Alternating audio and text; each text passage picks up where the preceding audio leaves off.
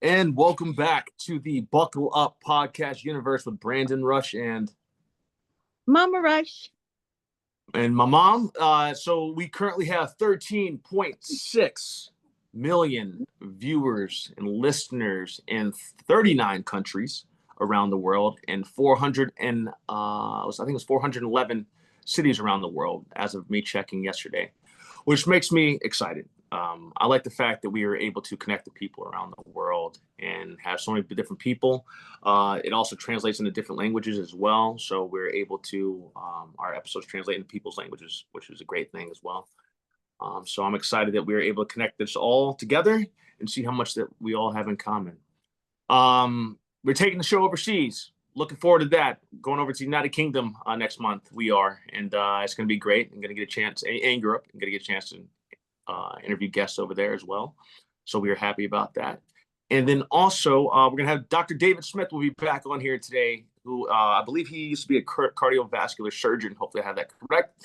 And he will be telling us a little bit more. And we're going to change up a little bit for the doctor today and get a chance to go deeper into him and the things that he does, his daily routines and what he likes to do. So it's going to be a little bit different, getting deeper into Dr. Smith today. So he will be here any moment now. I'm going to put him on pause. Yeah, make sure I have that back on. And then let's see here, should be popping up at any second now. Dr. Smith.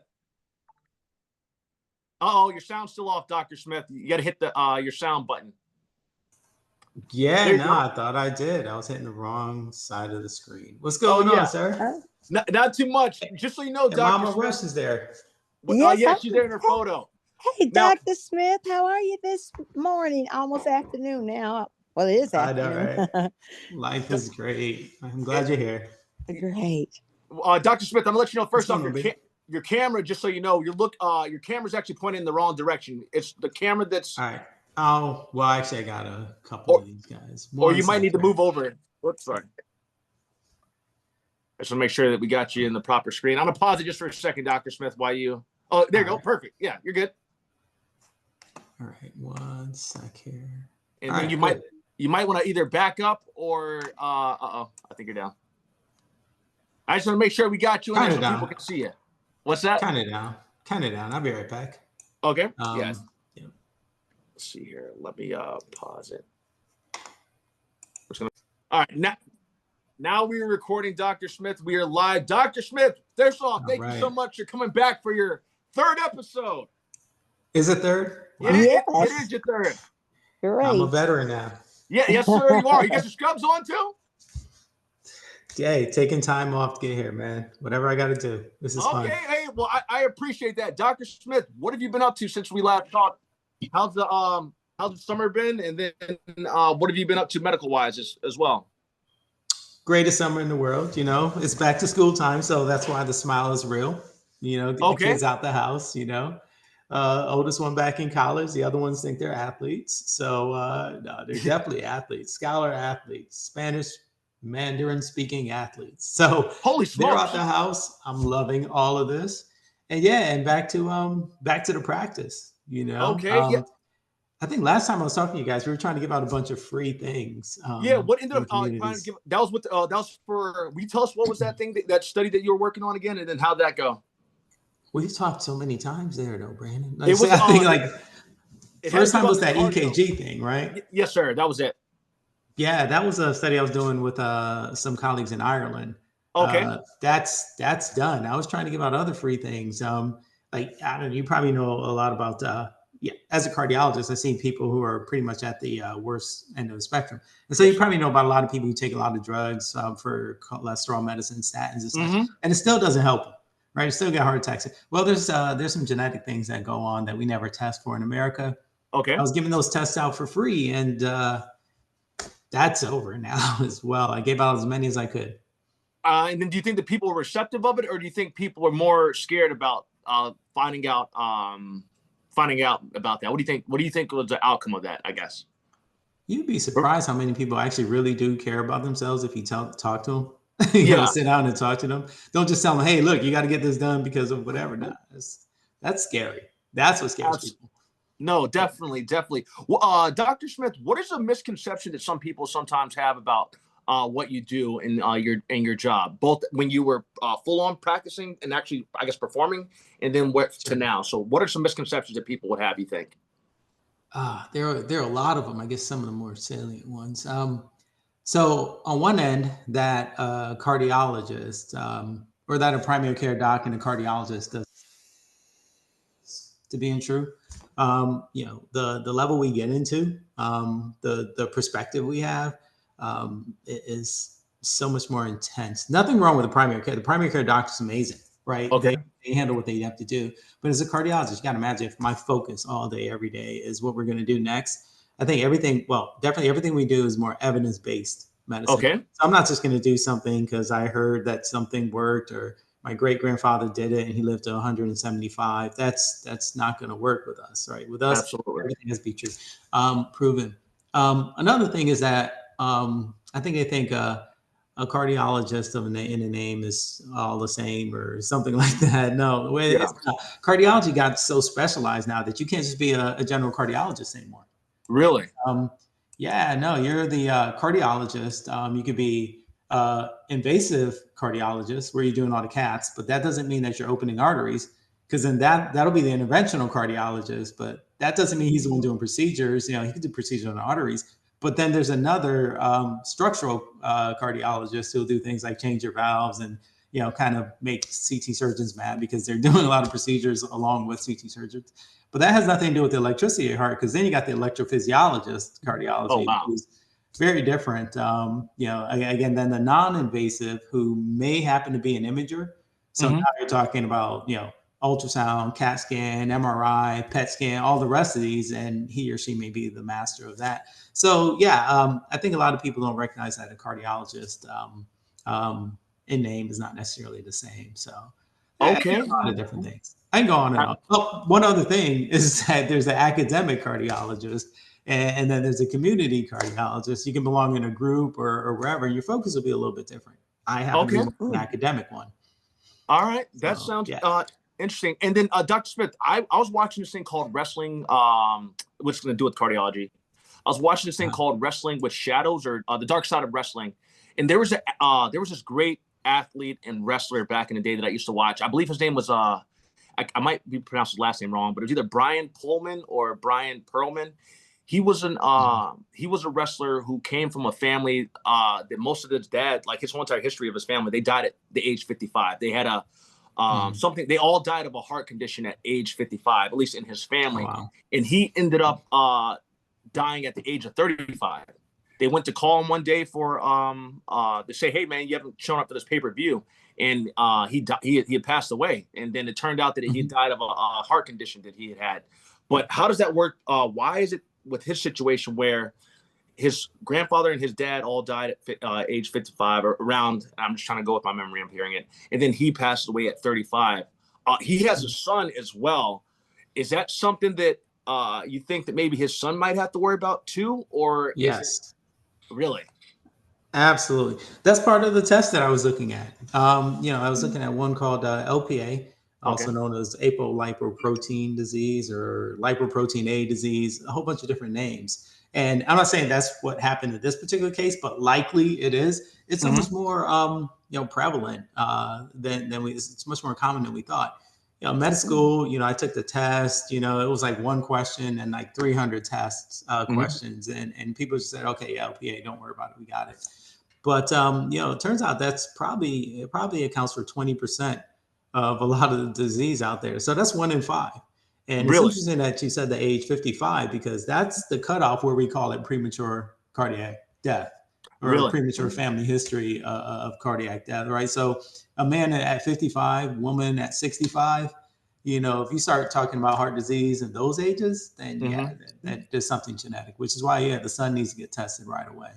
Oh, wow. Yeah, because I remember it being one of the most shocking cases just because I was a huge WWE fan, huge wrestling fan. And this guy was, I was a kid at the time, but for him to be that young, realizing that he was only 35, that's a shocker. And most of those wrestlers are in the top conditions of their life. So I was, and is there, if it's genetic, what is a person that hey, you know that if my family member is, well, it's got to scare you for one if your dad passed away at 35, and then you know that's in your history. Is there anything that a person can do to change up that possibility, or it basically is it's just a matter of time? If it's genetics, there's nothing you can do about it. So yeah, that's a great question. If it's the LPA stuff, yes, that's genetic. You take all the medicines you want. As of today, there's nothing you could do. But there are some things in the pipeline I'll tell you about in a second. Okay. But it could be other things. I mean, it could have been an arrhythmia. He could have had the way his heart was formed. Growing up, just probably manifested later on. Could have been other ways to clog your arteries. Family hypercholesterolemia. I'm saying all these big words, but there are other things that run in the family.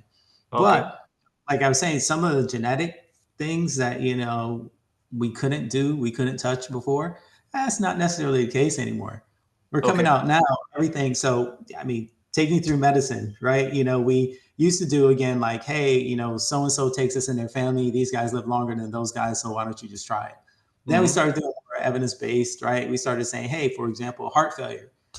People used to chew on the foxglove plant and they did better. So they isolated that and said, oh, well, it's something called digitalis. And then they put it into a drug.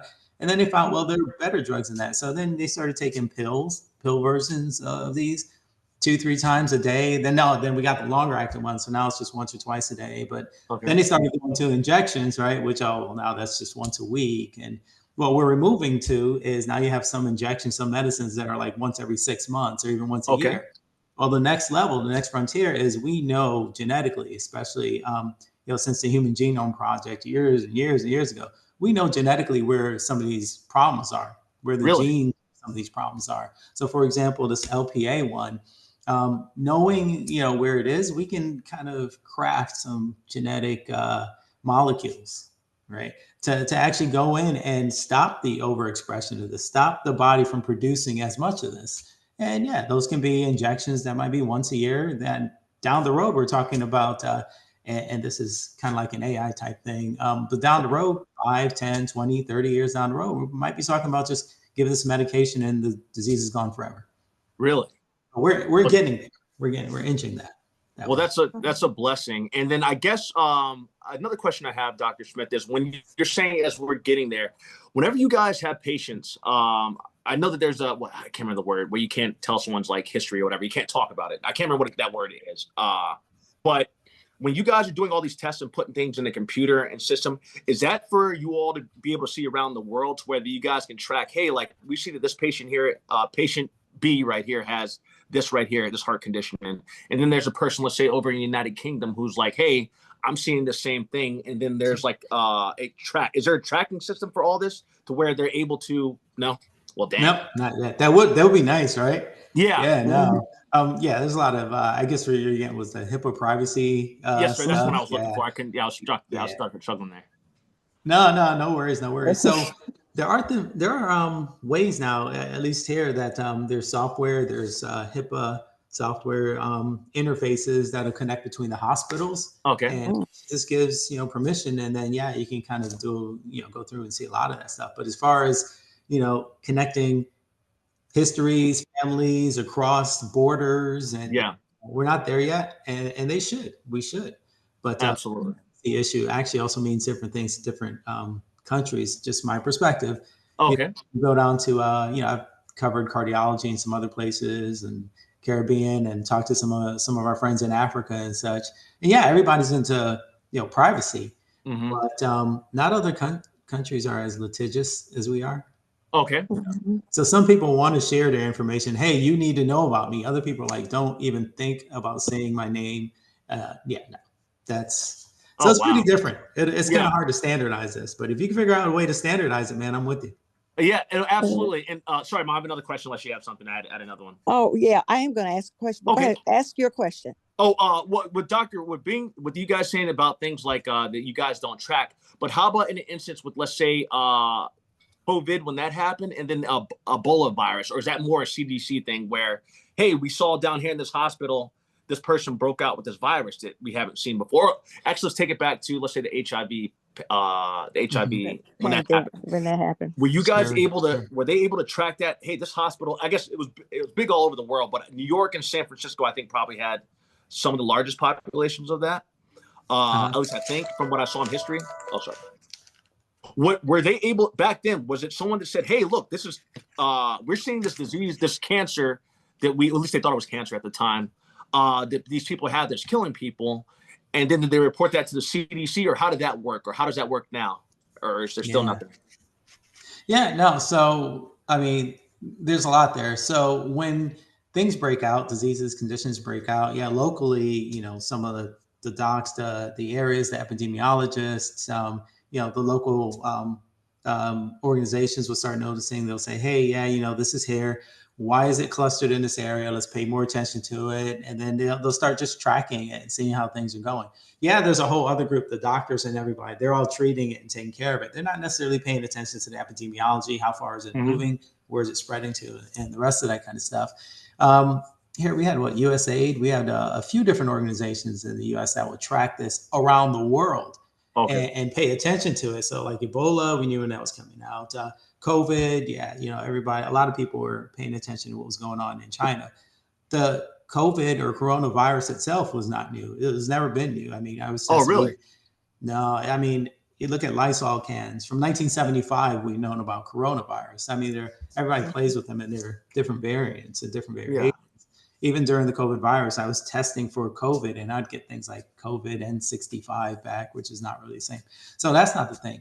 But there were organizations even here within the United States that would track all these diseases all around the world, epidemiological organizations all around the world. A lot of those places have been cut. A lot of the funding for all those things have been cut. So I don't necessarily know if we're going to be as robust as in tracking things down. I don't know if we're going to find everything and be ready to respond as much as we can.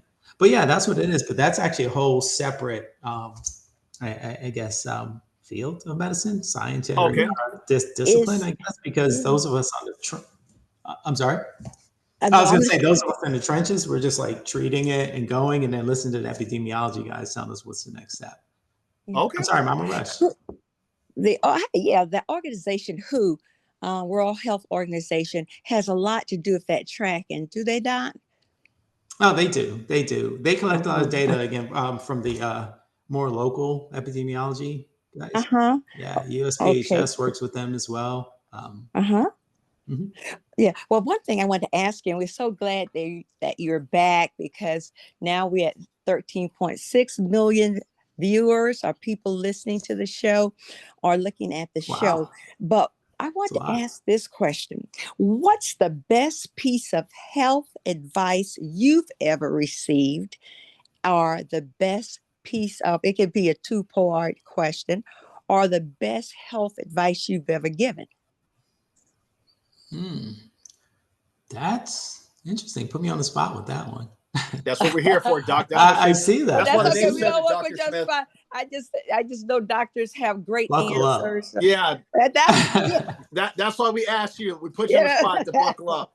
See, I'll probably have a different answer if you ask me tomorrow and stuff. Okay, so that's it's okay though. That's we could go past that one.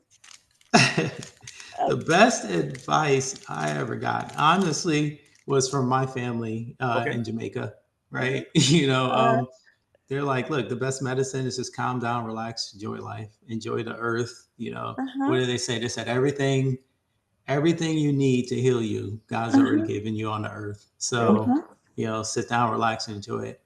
The best advice beyond that I give. I love that though, Dr. Smith. That's excellent. Oh yeah. My grandfather did that when he taught me how to eat mango in Jamaica. So it was funny because I was like thinking somebody can cut it up. My grandfather was like, "Nah, man, give me something, man. Let me show up and eat mango." And then he just like bit it. He was like, "Oh, y'all relax." I was like, "Oh, shoot. All right, cool." But yeah, but it's very different now in medicine. This is so funny you asked about that medical advice here. Because we actually were just yelling or talking and arguing about it. That might be why it's at the forefront of my mind. Again, I might have a different opinion tomorrow. But we were saying that Americans eat junk and too much of it. Yeah. Stop being a glutton. Eat for what you need. I mean, if you're not moving around doing like 50 million things, you don't need a full plate, right? No one ever told you need to eat 3 times a day. I don't know where that comes from. Right? If you look at the body, insulin levels don't start dropping until about 4 hours anyway. You don't get into glycogen analysis. I mean, where you're like breaking down your sugar, you don't get into lipolysis and ketogenesis where you're breaking down fat for like 8 to 12 hours. So why are we eating breakfast and then say, oh, well, I haven't eaten since breakfast, I got to eat again 4 hours later? Then, oh, well, that was 12, I'm done at 1. Well, dinner's at 5. So I mean, there's no way. So what I tell people is we eat too much junk. We eat junk and we eat too much of it. Stop that. Yeah. Ooh, Okay. Dr. Smith, I'm actually glad. I have a question. I'm gonna bounce off of that one from you, Mom. Dr. Smith, what would you say then? You said a thing about 3 meals a day. What would you say, honestly? Well, I guess it varies by weight. But actually, Dr. Smith, let's say for a person who's 180 pounds, 200 pounds, what should they eat? How should their day start off? Or how do you do your day with eating? You can even tell us your day. How does your day start off? And what is your meal plan? That's a good one. That's probably the best. Let's go with you instead of making it up one. Let's go with you specifically. Well, so for me, I don't eat breakfast at all. So I'll probably actually only eat 1 meal a day and Really? just spread it out. Never eat till you're full. I mean, there's no need for that. I just usually eat so I'm not hungry, right? And as far as this, I mean, the sweets, like stuff that you ever notice if you eat sweets, nobody really eats it and gets hungry. Sweets for me just makes me hungrier. It does, right? It's just crazy. And even when you eat sweets, like nobody eats them and says, "Yeah, hey, yeah, that was good. I need more to feel sustained." After you eat that first bite, cookie, candy, whatever. What's the next thing your brain tells you? It doesn't say, hey, I want to eat more. It says, it doesn't say, hey, that was filling or something. It says, hey, I want another one. Not because it tastes good, but I just want another one. Well, those kind of things are, to me, I don't know. I guess I'm just, I guess I overthink this. Yeah, that's right, though. Because, for me, it's like, well, if I do that, what's making me feel like I want more is really just a bunch of neurotransmitters, neurochemicals that activate dopamine in your brain. Those are the same things that are activated with alcohol, with, drugs, and even just being happy. So I'm like, well, if that's the case, then I obviously am not eating because I need it. In which case, my whole thought process changes. So, so for me, breakfast is called breakfast because it's when you break a fast. And like I was talking about fasting, you start burning fat after about 12 hours or so. And I like burning fat.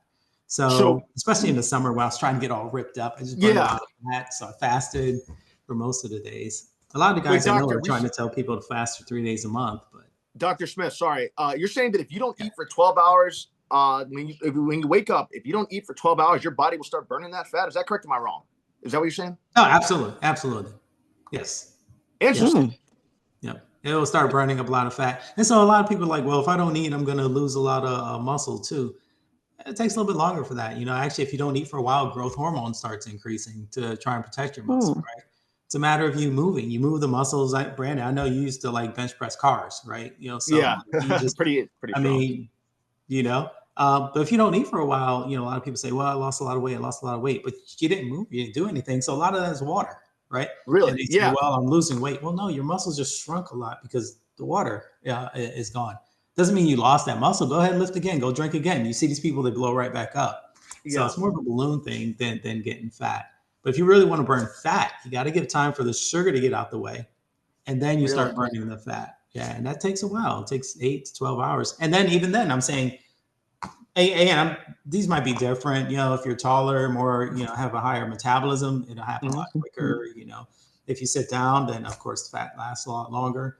But I mean, again, if I'm saying this kind of starts around 12 hours, it doesn't mean, oh, well, I went 12 hours, so now I'm burning fat. No, start at 12 hours. So now you're burning the fat. So go 16 hours, go 24 hours. Actually, at least once a month, I'll just fast for 24 to 36 hours just because. Holy smokes.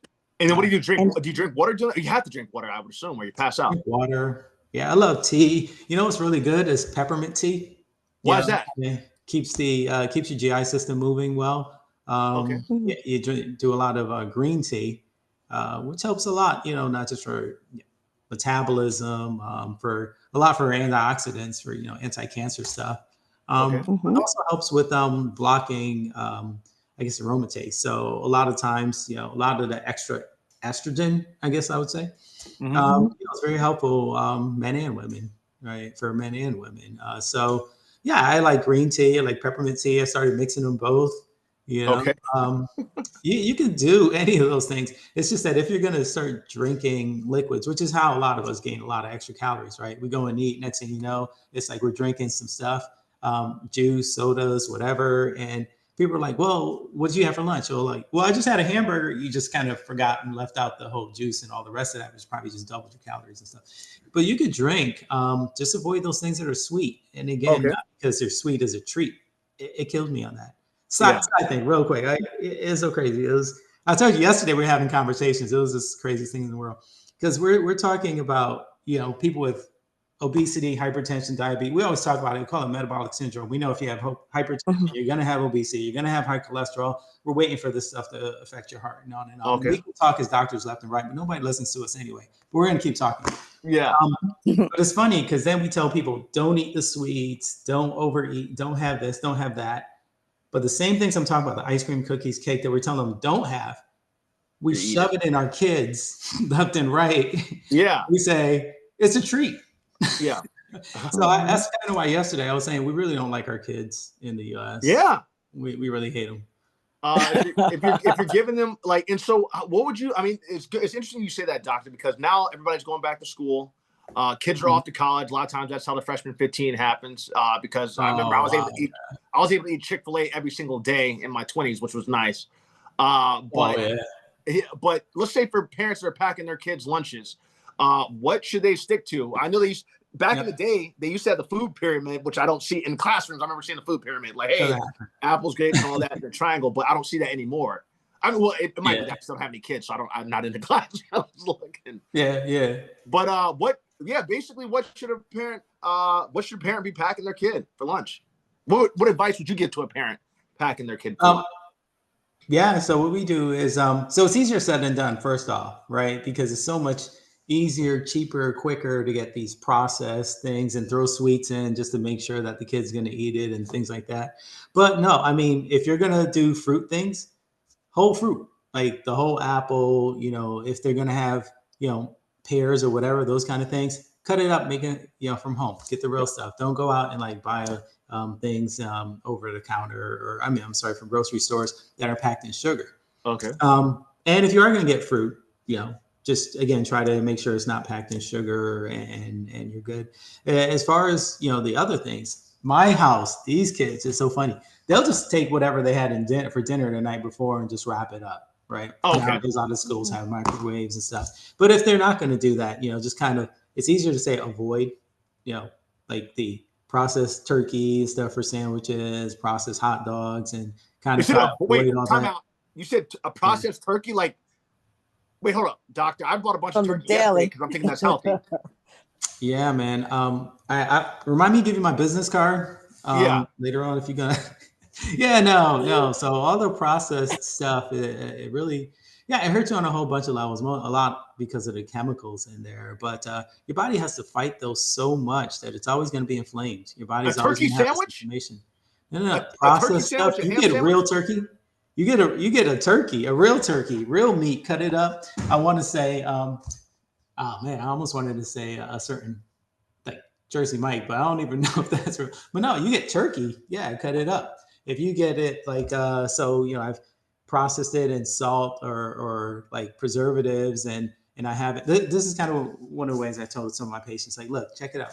If you ever drive down the street and you hit an animal, and this is oversimplification, definitely, but you hit an animal in the morning, you go away, and you come back later on that night. That animal starts turning all black, and you can barely recognize it and stuff like that. So if meat can decay that quickly, how do you trust it in a package with a date stamped on it? I'll get back to it next month. Yeah, there's just something weird about that.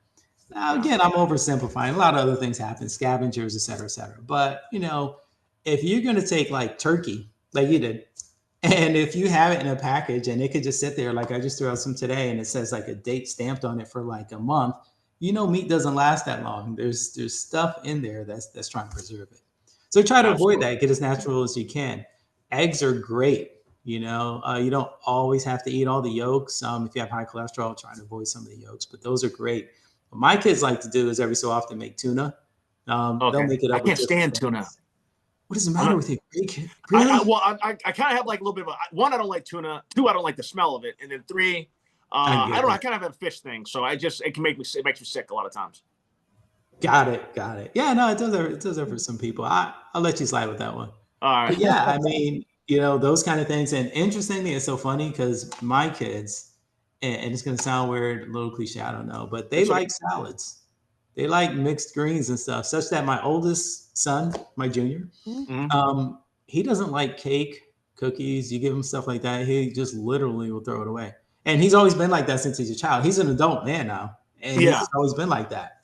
And so it's almost like train a child when they're young, when they're older, they won't depart. If you Oh give them yeah, all those I use that sweets and quote. stuff like that, that's what they're going to look for. You got to start younger with like fresh fruits, fresh vegetables, as much as you can. The problem is they're just so much more expensive than everything Mhm. else. But yeah, as easy as you can get with that, get away from the sandwiches, the spam, the hot dogs. We're a whole Yeah. lot. Interesting Well, fact. What? Not go ahead, well, go mom. ahead, Sorry. Brandon. No, You no. said an interesting fact, Brandon. Well, not a fact, doctor. I wonder. It's interesting that you say that. If you look at, let's just take it. I'm gonna put everything together here. I'm gonna talk about football. Like It's it. one of my favorite sports in the world.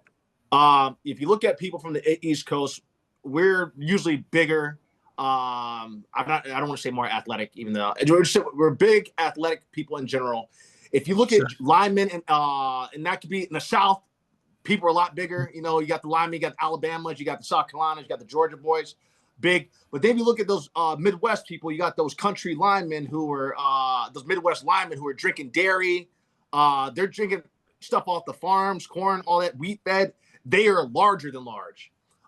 So it's kind of like you're seeing, I don't know, I could be wrong, and I know genetics plays a part in this, but you're seeing different builds, I guess. If you look at football players, you see different builds. But although they all can be like, take Brock Lesnar, for instance. Do you know who Brock Lesnar is?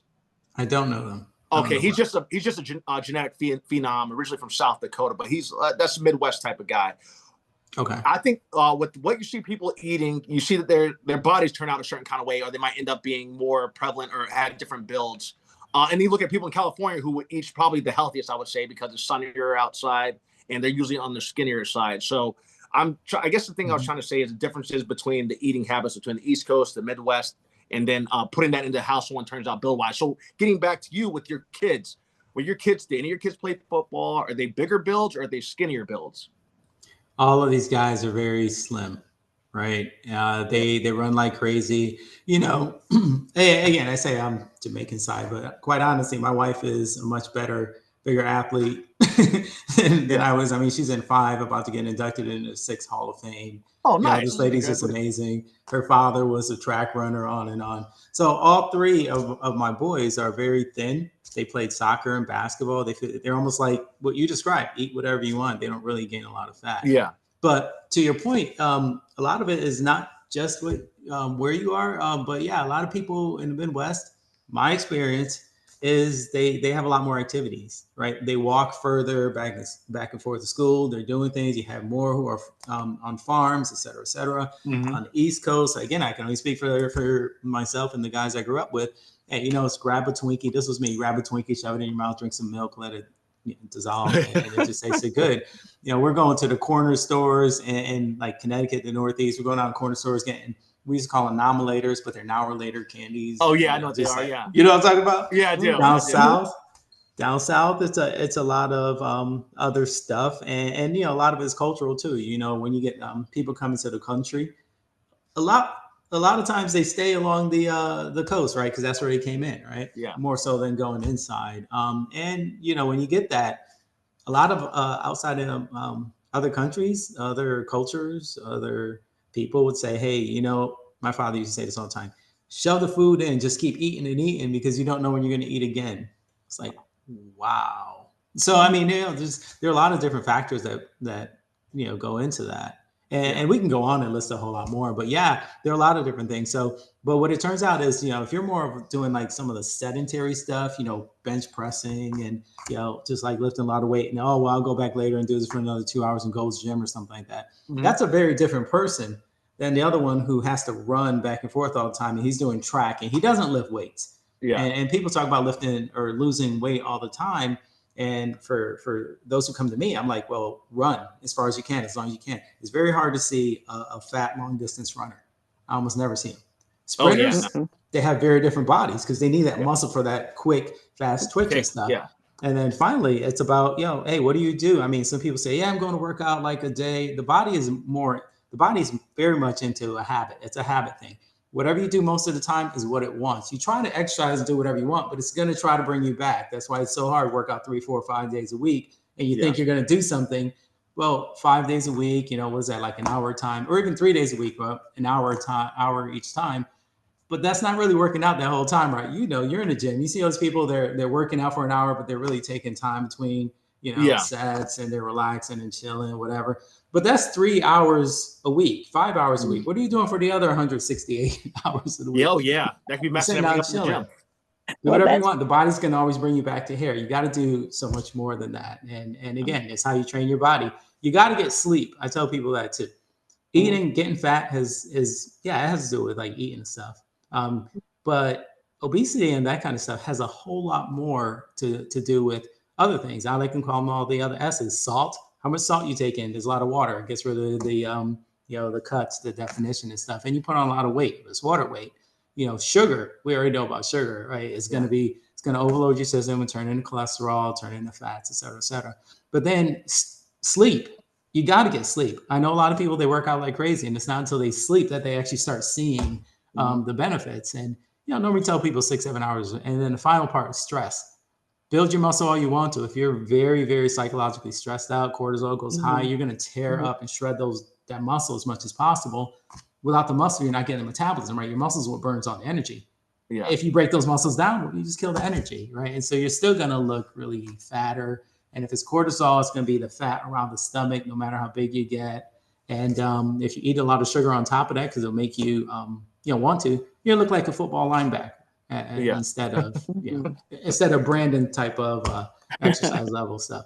Yeah, it's funny because they moved me up to linebacker. That's because I can make all the plays. But I was a safety playing linebacker because my coach knew I was really that good, so he needed me to make. I made all the plays. I made all the plays anyway, so that's why he moved me out there to make plays faster for everybody. But Mom, I think you had a question. You have a question coming in? Yeah, well, I want to say something too. Brandon, you're a very healthy eater, and that's what I love. In fact, Dr. Smith, growing up in South Carolina, I must say, because of my mother's background, her mother from the islands, that whole area, we grew up eating fruits, and for desserts, we had a big box of oranges, big box of apples, and after eating our meal, we ate salads. That's all my mother would love to eat, salads. Brandon loves salads to this day.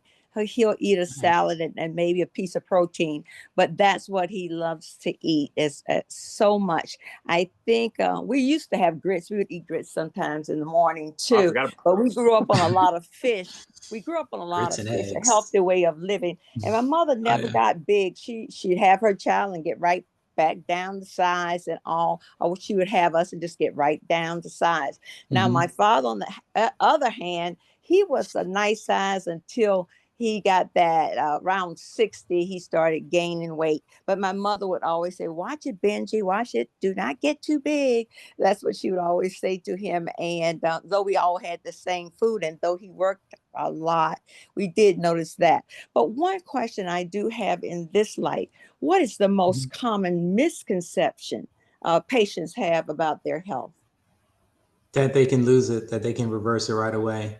Oh, I'm going to eat. Don't worry, I can lose my weight right away. And I'm going to eat and do whatever I want to do. It's easy. I've been an athlete my whole life. Just give me a couple of days in the gym hey, I got bigger, I got fatter. No, it's just, I just got to change my eating up and my diabetes will go away. And it takes more. Like we're just talking about, it's a big old circle. Misconceptions like crazy. I moved from the Northeast down to, North Carolina, and it just freaked me out. People were over here frying pickles and eating. I'm like, well, how do you eat? People fried butter. It's great. We didn't have this place called Bojangles. I came down there and ate Bojangles, a biscuit, and I was sick literally for the rest of the day. I didn't know why. It was the biscuit fell apart, and I was like, dang, this biscuit that is so. And then I was sick. But the thing is, somebody told me it wasn't really like a biscuit. It was like lard held together and fried in a flour. And I don't know how true it is. But the point is that I went down and like literally I gained like 30 pounds like quickly. I lost it all. Mama rushed by doing exactly what you said. I Uh-huh. just shoved in a lot of salads. I was eating salad in the morning, salad later on. And it turned out to be, it was so good that I didn't want the sweets anymore. I went back and somebody gave me like fruit punch or something. And you just taste all the chemicals. It was the nastiest thing in the world. So it actually cleansed your system. And people talk about detox. There's no, your body has the best detox systems in the world. The kidneys peeing out stuff, the GI system getting rid of it. It was great. And then people are like, hey, yeah, do some more protein, this and that. People forget that veggies are also protein. Spinach, you Uh-huh. squash spinach together and have as much spinach as you have like chicken.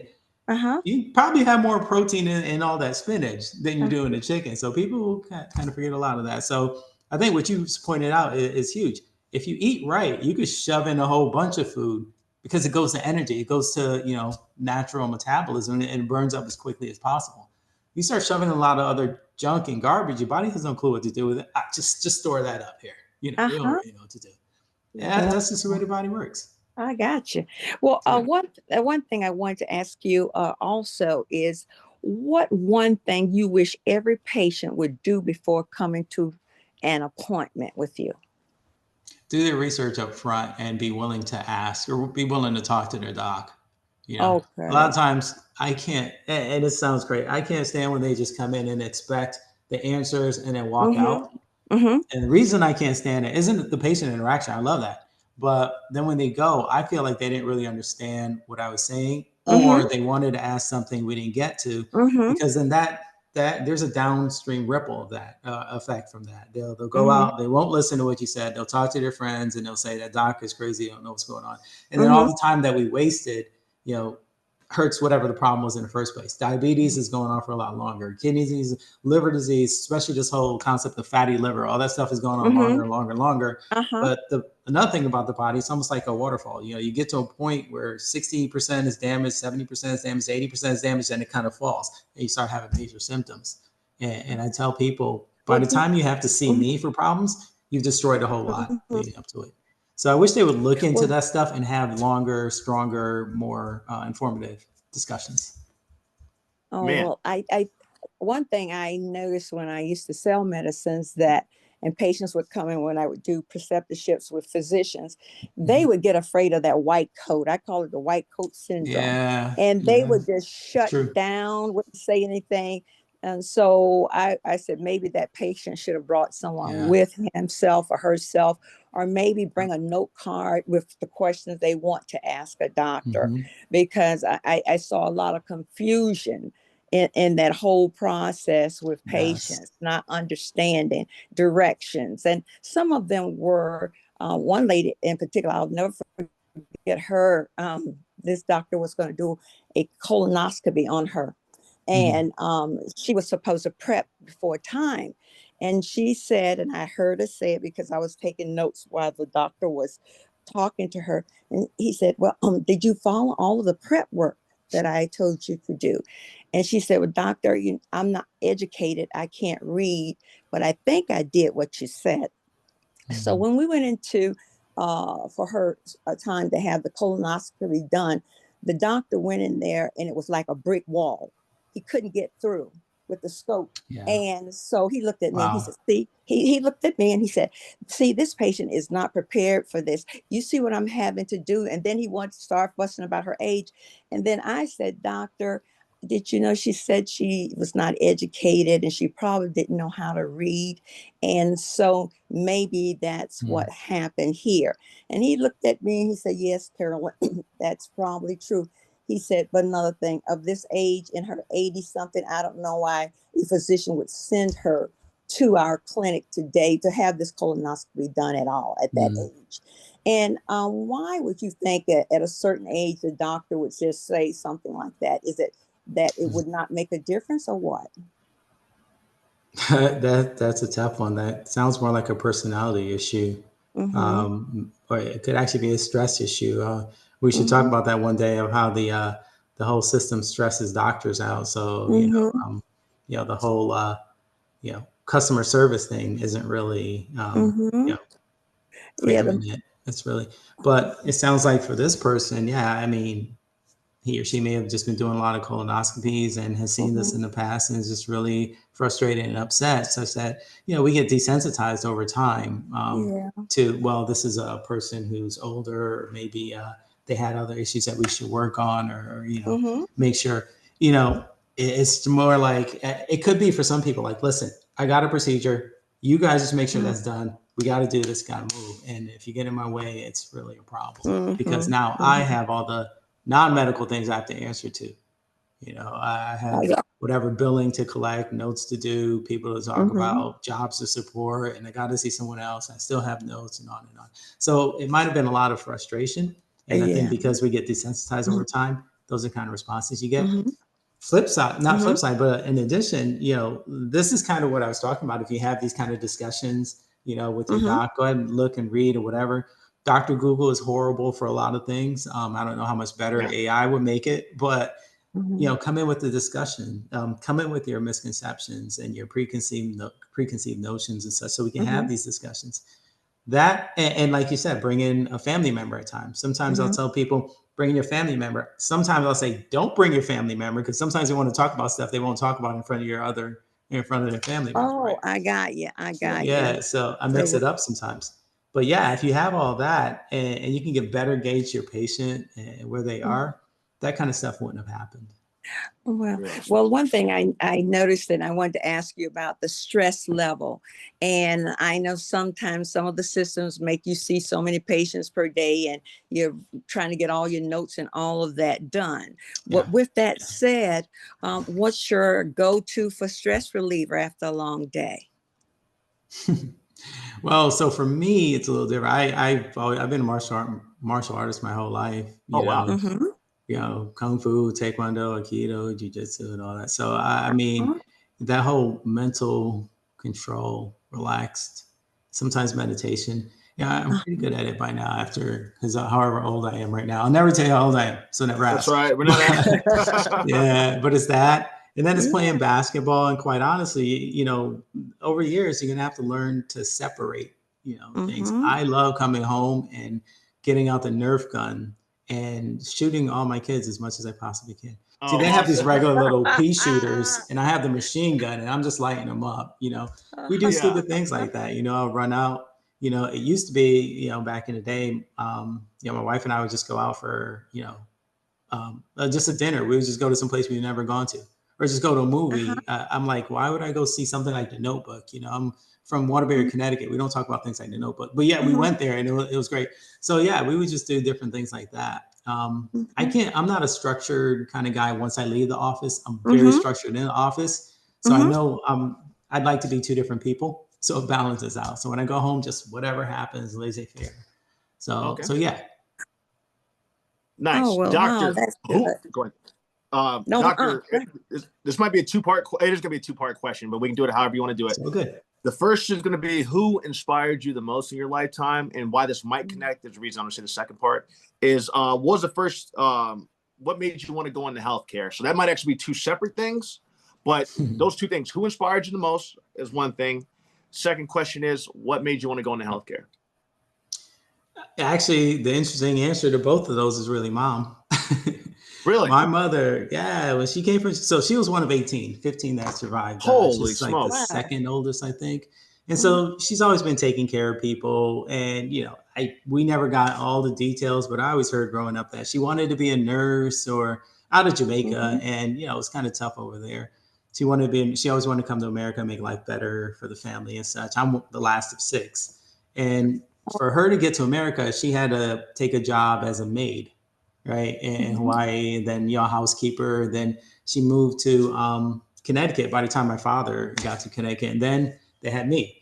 But even then, I would see her, knowing that she wanted to be, in healthcare, knowing how much she took care of all of us, and then to go see her work in the hospital. This is where you had to fold the linen, and she was just folding linen, and I'm, it was one of those bring your kids to work day, and I'm seeing my mother folding the linen, and then I'm seeing other people saying, hey, Clarice, we need this, we need that. And they're like kind of telling her to do it. She's like, yes. And she's working on it. I'm like, who you talking to my mother like that? What are you doing? Don't talk to my mother like that. Yeah. And so I said, you know what?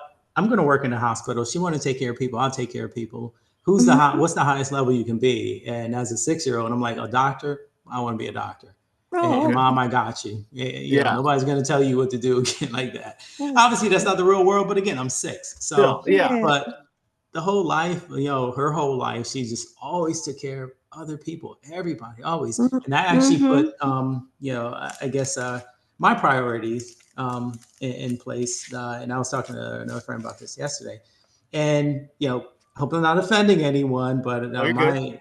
mine are straight. It's GFOY, God, family, others, then yourself. Right. And it's actually Mm-hmm. right in that order. And I got a lot of that from her.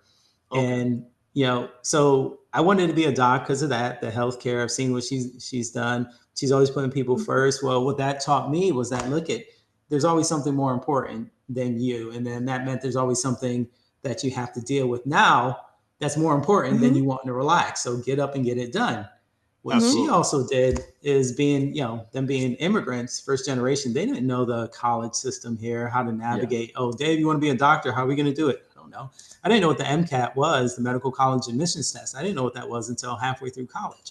Mhm. My mother knew she couldn't, but she's so humble that she talked to someone else. And another doctor who knew her said, hey, look, I'll talk to him. I'll take him under my wings, which is kind of the second most important part that got me. Again, mother for everything. But Yeah. then the second, close second in medicine was a guy named Alex Ortiz, Alejandro Ortiz Burgos. And Mm-hmm. he took me under his wing. And I said, I want to be a doctor. And this is back in the days where people used to read. Yeah. He came out with like these 2 books. They were both 3 inches Mm-hmm. and big. And he's like, when you're done with that, come back and then we start. I was like, oh my gosh. But yeah, that stuff taught me how, and then I wanted to be like him because I felt like he knew everything in the world. So Oh. my mother and Alex, yeah, that's it. And to this day, I try to, you know, emulate that. I try to teach that to my students. I have mentees. I have 6 students right now. Some of them, and actually, some who've actually been working, and he's more of a friend of mine than Okay. a student. But yeah, I try to pass on those same tenets, that same level of rigor, you know, the Mhm. same Uh-huh. respect for your craft. Because quite honestly, and this is going to sound arrogant again, I don't mean to sound arrogant, It's but quite okay. honestly, when you're the doc, you know, and again, I told you when I was going through it with my mom, I said, I want to be the boss. I don't want people to. So, but when you're a doc, the buck stops with you.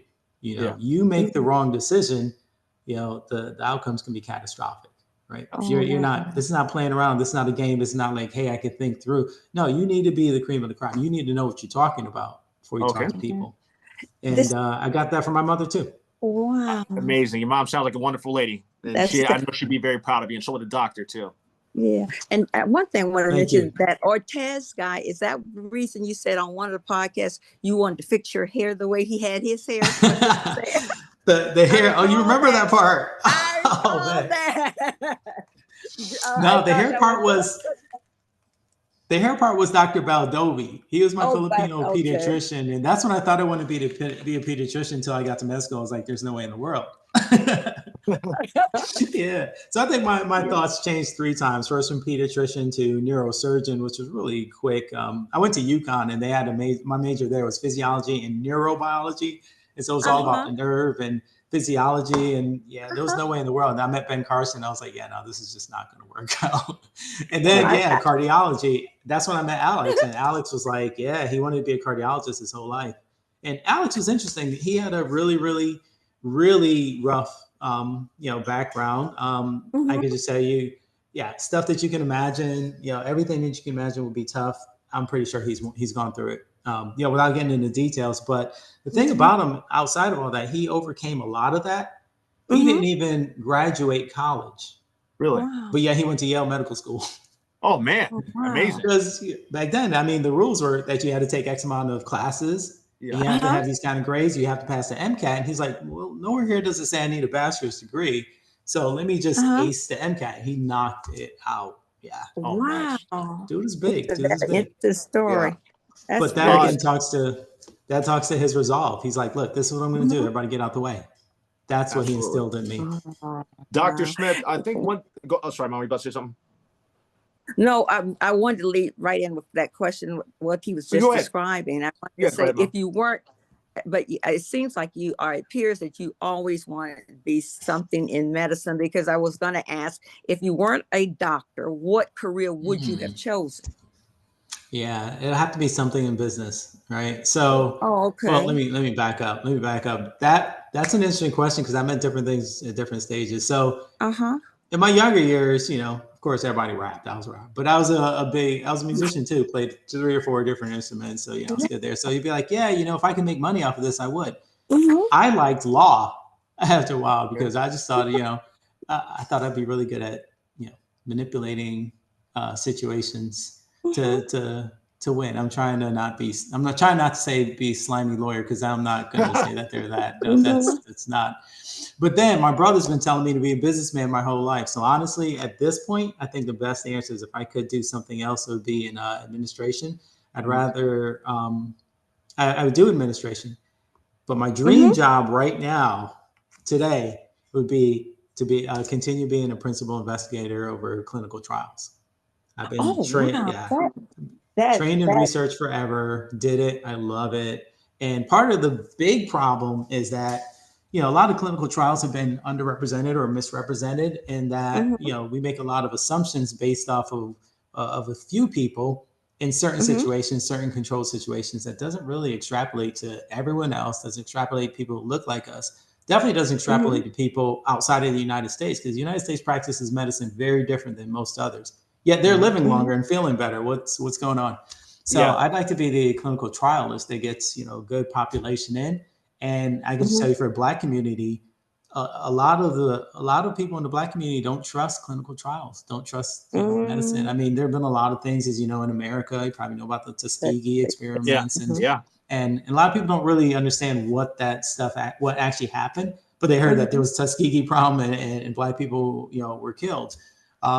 It's not necessarily true how it worked, but guess what? If you have a Black investigator, um, it helps out a lot, right? I Because Absolutely. we can understand. have discussions that are culturally based. You have an investigator that is not necessarily seeing Black or white, but is just well trained, well rounded, which I think my background is. It helps Yeah. out a whole lot. And then finally, you get an investigator who's been on all sides. I've practiced Mm-hmm. academic, rural, community, every big practice, small practice, medium practice, solo practice. I've seen it all. And I like to Mm-hmm. call myself the last of the dinosaur. I'll read you a poem one day, Mm-hmm. that I actually still care. Yeah. Uh-huh. It's still not the dollar yet. And so that's Mm-hmm. why, as a clinical investigator, that would be the dream job right now. Oh, So wow. over What's time, stopping you, musician, doctor? business, law, clinical trial. Oh, wow. So, And so do you doctor, my think the funding might impact the funding now with the climate as it is? Do you think the funding might be cut back, or you still will have the resources in order to pursue research more vigorously uh, now?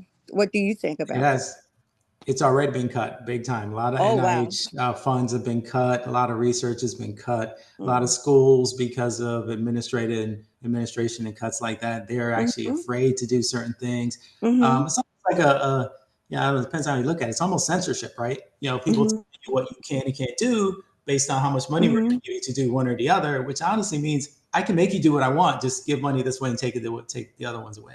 So that Mm-hmm. kind of stuff, yeah. But as far as the pharmaceutical stuff, I Mm-hmm. don't a lot of it will be cut, Mm-hmm.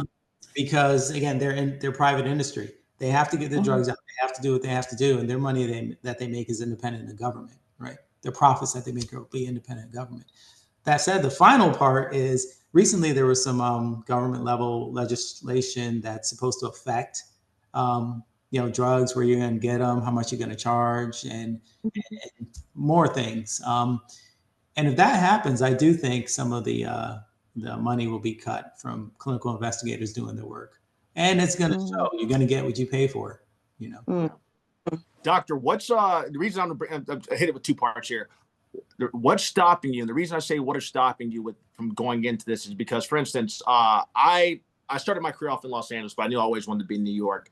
I remember that I felt that I had grown past what was going on for my career. My career was at a point where I wasn't getting seen like I probably should have been getting Yeah. seen for roles. So I moved to Yeah. New York because I wanted a challenge. I knew some of the best people in the world were in New York. So I went there, I competed with those people in New York, and I ended up being blessed and working there. Next week, I take it over to London and start competing in London. On stage. I'll be on stage competing for roles in London starting next week because I'm a person that Perfect. can Excellent. tease. Congrats. Thank you, Doc.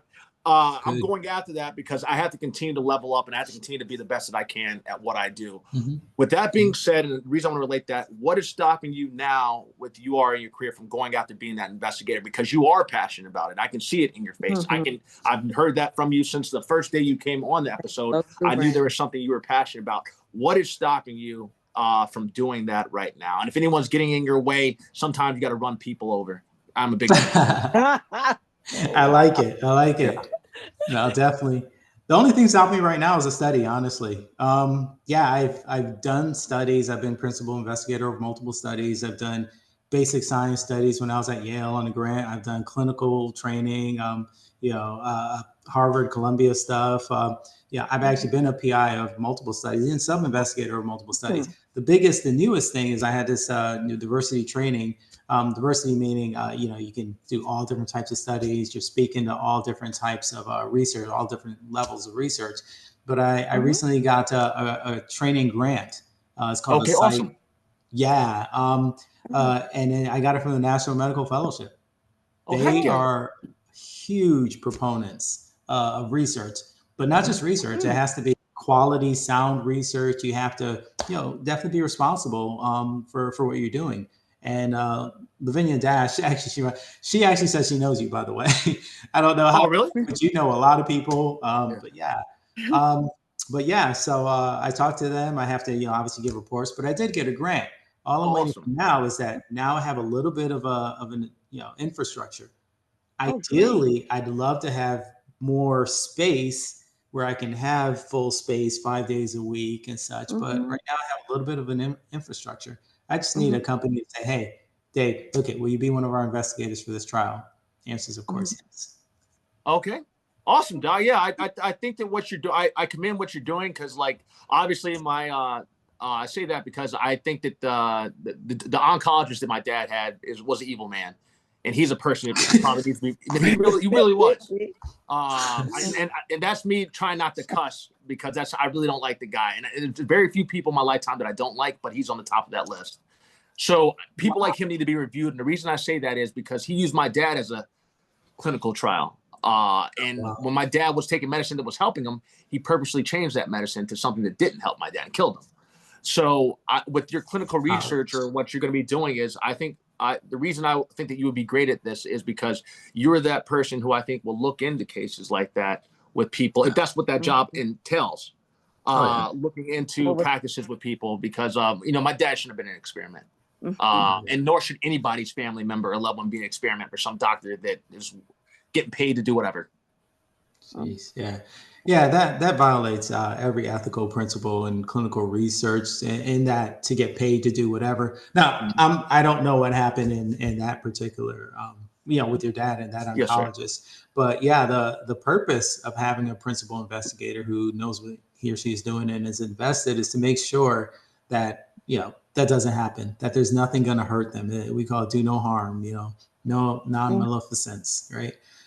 There've been a bunch of different, treats out there. Everyone goes through something called good clinical practices. And so there should be no question. Every investigator knows the standard. There's the Nuremberg, where after Nuremberg, actually syphilis experiments and such, we've all elevated and we've all come to a certain level. We've all come to an international standard, right? And so where you need to be.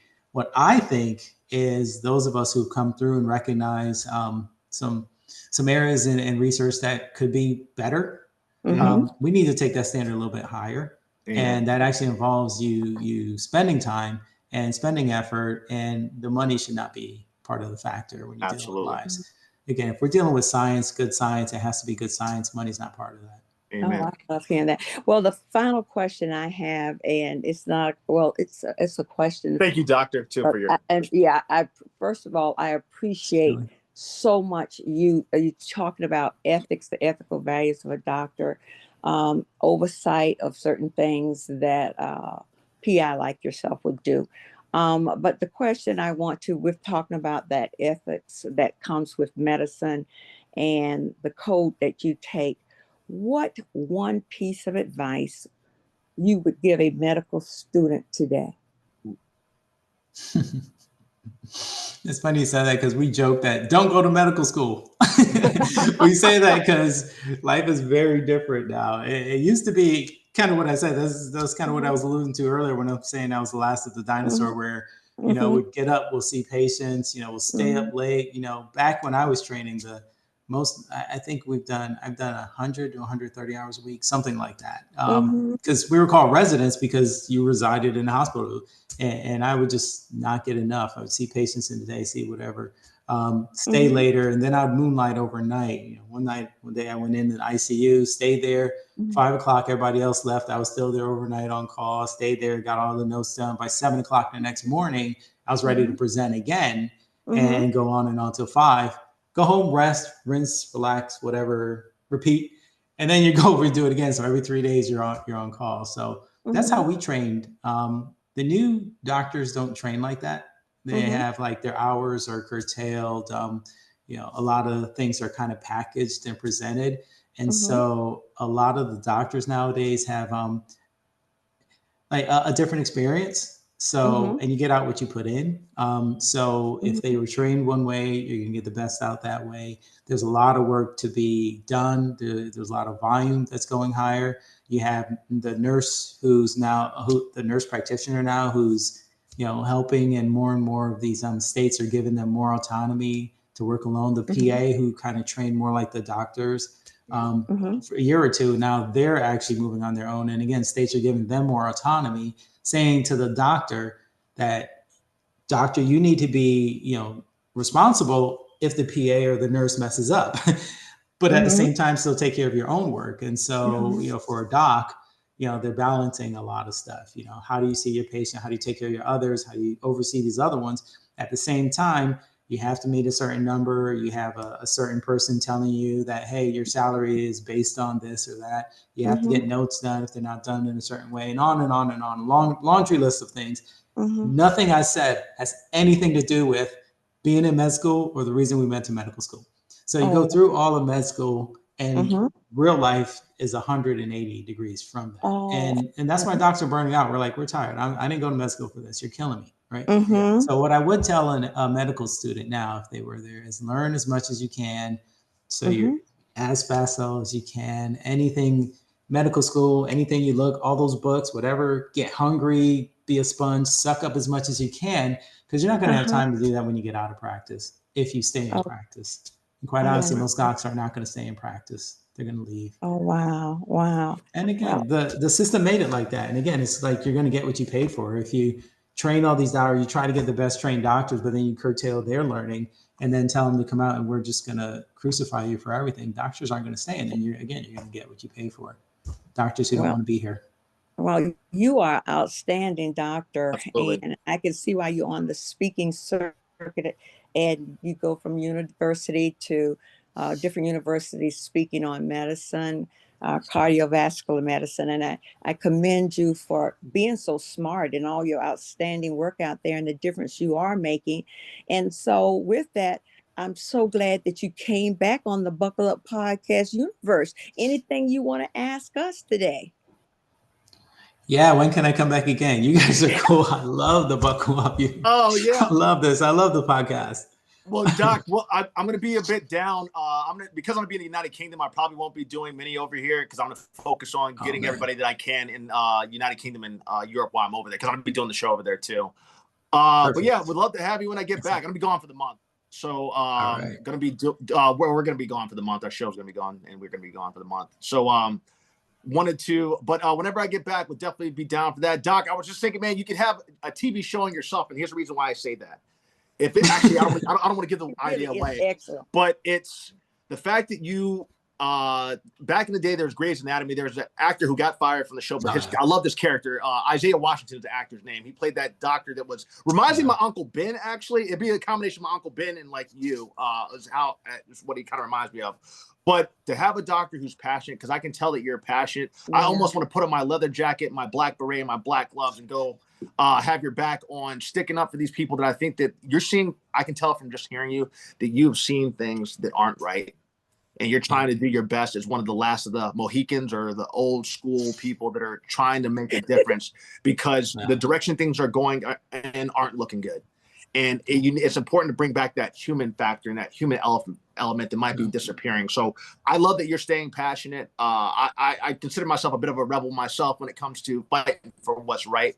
And so I pray that, one, you won't ever change that path, and two, that God continues to bless you. And then three, we will have you back on, because now you got me hyped, man. I don't want to get started now, but I know you got to get doing what you're doing. But Doctor, we appreciate you today. When I get back from the United Kingdom, we'll definitely have you back on then, because I'm gonna be down. Thanks, guys.